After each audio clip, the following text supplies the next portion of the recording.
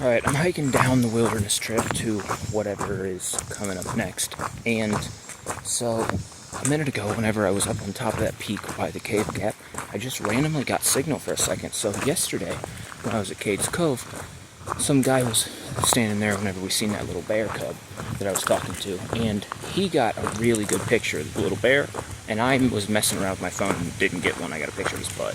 So I gave the guy my number and asked him if he'd text me his good picture to me, and it just randomly came through. So I'm going to just go ahead and put that in this video.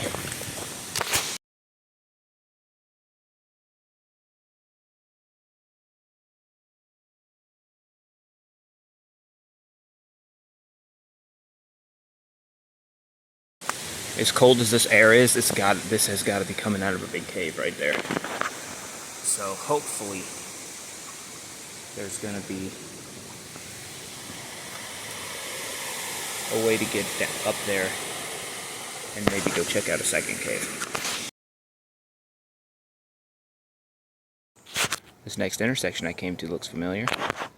So this trail is what I walked up looking for that little bear cub earlier. And I turned around to move up the hill and actually just added like a mile and a half onto my route. But, I mean, when you don't know where you're at and you just start wandering around, that happens.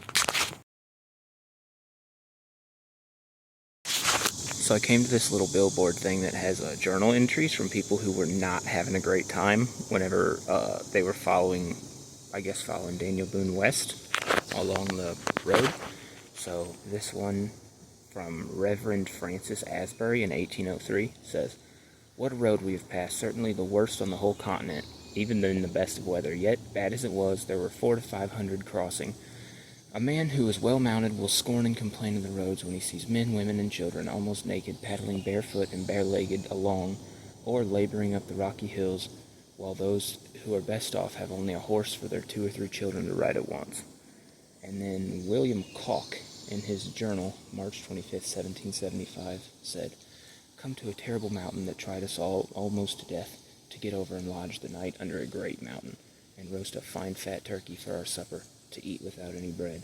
We started early travel over some more very bad mountains Tuesday night. Wednesday morning it snowed very hard, and it was very cold, and we hunted a good deal, and whilst we stayed in rough mountains and killed 3 deer and 1 turkey.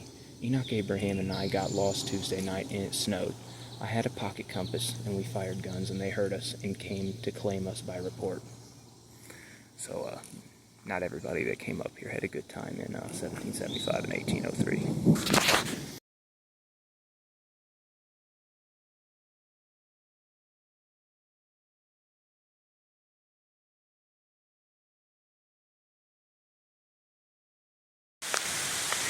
It finally started raining. It didn't rain at all yesterday, so rain is welcome. Especially if it's going to be this nice, peaceful, light rain. Yeah, it's welcome to rain all day.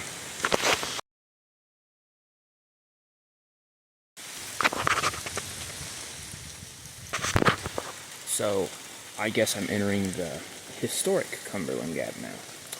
I read this sign 3 times before I realized what it was saying because there's no commas in it, and I was like, that doesn't make sense. Salt-seeking buffalo, moccasin-clad warriors, dreaming pioneer, battling Civil War soldiers. I was like, what? But I got it now.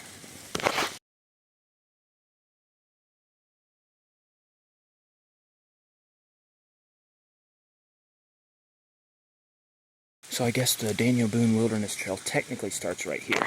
And earlier I think I said that it ran from Cumberland Gap to the border of Kentucky and Tennessee, but it's the border of Kentucky and North Carolina.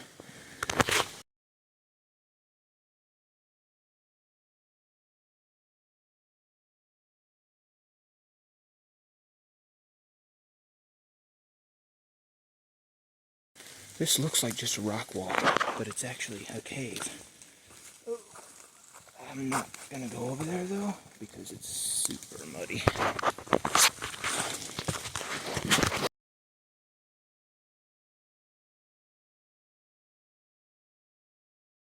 So the next stuff coming up is Fort Foote and the Tri-State Peak.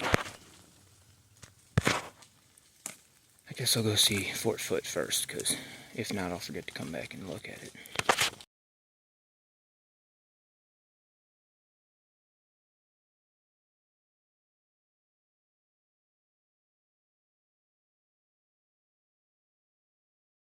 So I guess this is Foot's Fort, or where it was anyway. So I came down the trail here, and it comes out to this spot, and you go this way, and the trail kind of ends, but there's a big lookout. And then same over here, this is the most impressive looking one. And then the same thing right here. I mean, it's not a bad place for a fort.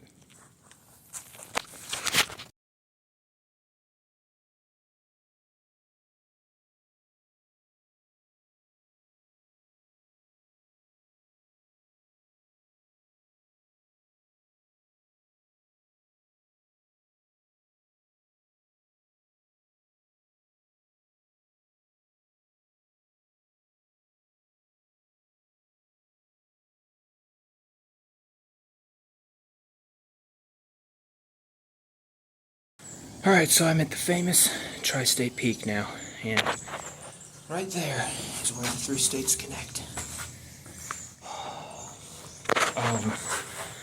So the Virginia side, I didn't really get an overview of because, well, there's not much of a view. Plus, it's the side I came up, so everything I just seen on the way here. The Tennessee side, I went down, you can kind of see, but not really, so I went down here to the power line and took a picture between the two power line poles, and then the Kentucky side is the only one from here that actually has a good view. That's the Kentucky side.